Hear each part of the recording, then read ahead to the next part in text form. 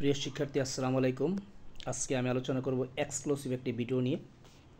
সেটি হচ্ছে যারা 2025 সালের এসএসসি পরীক্ষার্থী, তোমরা দেখো তোমাদের জন্য একটা সিন এবং আনসিন প্যাসেজ সাজেশন দিছি। আশা করি আমার এই সাজেশন মতো পড়লে ইনশাল্লাহ তোমাদের আর অতিরিক্ত কোনো প্যাসেজ পড়তে হবে না, এর বাহির থেকে ইনশাল্লাহ আসবে না। দেখো, প্রথমে আমি দিয়েছি যে 21 ফেব্রুয়ারি ইজ মেমোরেবল ডে। এটা ইউনিট 3 লেসনটা লিখতে মনে নাই, তারপর সে পার্ট বিতে তুমি যা দেখবা। তারপরে 21 ফেব্রুয়ারি দুইটা প্যাসেজ আছে। একটা 21 ফেব্রুয়ারি ইজ অবজার্ভ এস, হ্যাঁ, এটি হচ্ছে ইউনিট 3 লেসন 4, হ্যাঁ, তোমরা সেখানে গেলে পাবে। 3 নাম্বার দেখো 26 March our independence day, unit 3 lesson 5। তারপর হচ্ছে Pohela Boishakh in the first day, unit 3 lesson 6। আচ্ছা, ওকে। তারপরে দেখো তোমরা,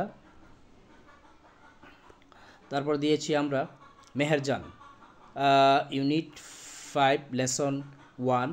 এরপরে আছে human can neither change, unit 5 lesson 3।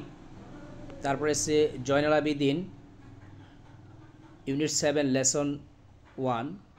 তারপরে আছে ইট ওয়াজ এ লেট সামার, এটা হচ্ছে মাদার তেরেসার একটি অংশ, ইউনিট 7 লেসন 3। তারপর হচ্ছে মাদার তেরেসা ওয়াজ স্মোকড, এটি unit 7 lesson 5। Steven Paul Jobs, unit 7 lesson 6। Heritage খুবই ইম্পর্টেন্ট একটা প্যাসেজ, এটি হচ্ছে unit 8 lesson 1। Zahir Raihan, unit 10 lesson 4। In the speech at the 19 science, Abul কালামের একটা বক্তৃতা, সেটি হচ্ছে unit 11 lesson 1। Countries of the world rely, এটিও important, unit 11 lesson 2। Mainul Islam is a qualifier, খুবই important passage, Moinul Islam qualified farmer, এটি হচ্ছে ইউনিট 12 লেসন 2। তারপর হচ্ছে the internet technology, unit 13 lesson 2। এরপরে দেখো তোমরা মেয়াডের একটা প্যাসেজ আমি পরে চলে গেছে, আমি পরে নিয়ে আসছিলাম, ডাবল হয়ে গেছে। এটাও খুবই important, মেডে or international workers day, এটি ইউনিট 3 লেসন 2, হ্যাঁ, এটিও খুবই ইম্পর্ট্যান্ট। সো আশা করি এই 17-18টা সিন প্যাসেজ পড়লে তোমাদেরকে ইনশাল্লাহ আর অতিরিক্ত কোনো প্যাসেজ পড়তে হবে না, কোনো টেনশন করতে হবে না, খুবই ইম্পর্টেন্ট। আমি তোমাদের একটা এক্সক্লুসিভ সাজেশন দিলাম।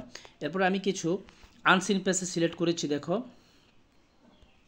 Unseen passage captain Mohiuddin Jahangir, এটি পড়বা। তারপর হচ্ছে আবুল কাশেম ফজলুল হক, এটি পড়বা। চার্লস ব্যাবেজ পড়বা, জীবনানন্দ দাস পড়বা।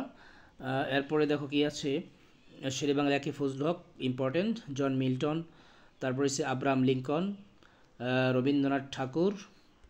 এরপরে কি বলছে, আলবার্ট আইনস্টাইন মানটা মানে একটু ভুল হয়েছে, তোমরা একটু দেখে নিও। তারপরে হচ্ছে Jasimuddin was a famous Bengali, Stephen Hawking পড়বা। নীল আর্মস্ট্রং পড়বা, খুবই ইম্পর্ট্যান্ট।